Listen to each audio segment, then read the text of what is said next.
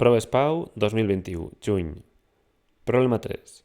Tenim un àcid amb dades conegudes, aquestes d'aquí, 25 en un àcid amb molaritat 6 mols litre, i agafem o tenim 25 mil·lilitres. I aquests 25 mil·lilitres els posem, els diluïm una miqueta més fins a 800 mil·lilitres.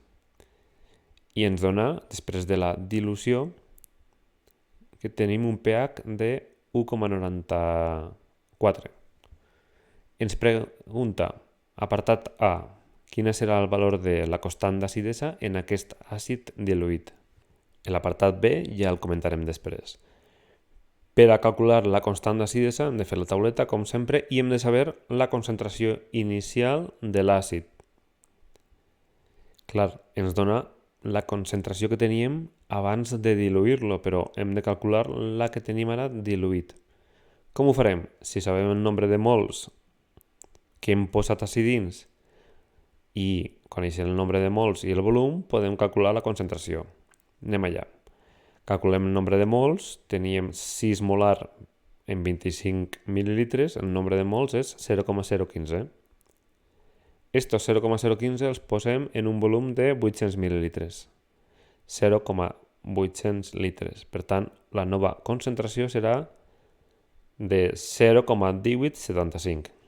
La posem a la tauleta.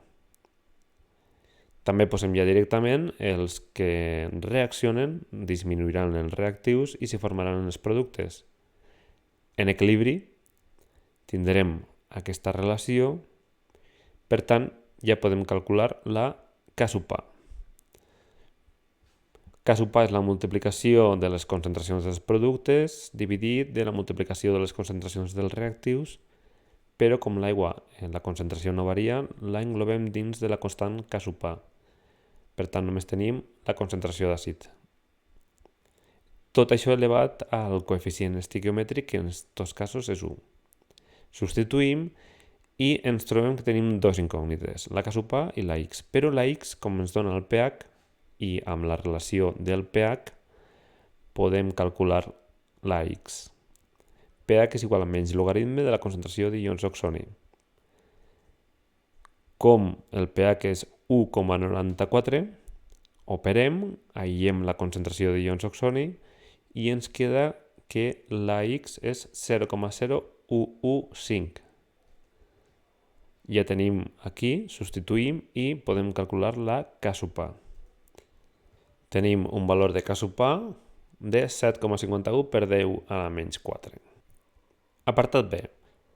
Ara, a 20 mil·lilitres de la dissolució diluïda anterior, que sabíem la concentració, posem aquí les dades, 20 mil·lilitres de la dissolució diluïda anterior amb concentració 0,1875, li afegim una base de concentració 0,5 i li afegim 7,5 mil·lilitres. I ens pregunta, quin pH tindrà? Per això, com sempre, hem de veure si se neutralitza completament.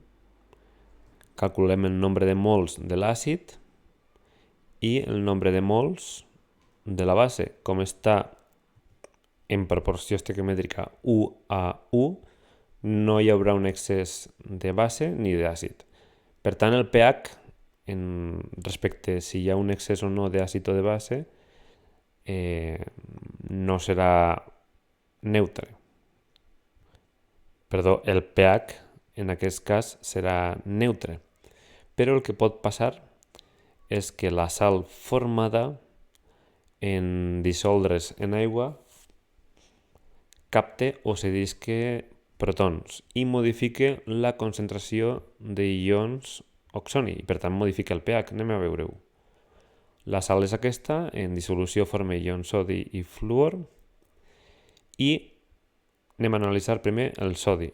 El sodi no interacciona amb l'aigua ja que és un àcid conjugat. L'ió sodi és un àcid conjugat, o sigui, un àcid associat a una base forta i per tant no interacciona amb l'aigua. No formarà ions oxoni. Per tant, el pH es mantindrà neutre, respecte de l'ió sodi. En canvi, l'ió fluorur és una base conjugada que ve d'un àcid feble i sí que interaccionarà amb l'aigua, és a dir, captarà protons per a formar l'àcid de nou i formarà ions hidròxid, és a dir, captarà protons de l'aigua, l'aigua se'ns quedarà sense un protó i formarà ions hidròxid, augmentant la concentració d'ions hidròxid, disminuint la concentració d'ions oxoni, per tant, el pH augmentarà i serà superior a 7. Així que podem afirmar que la dissolució serà bàsica.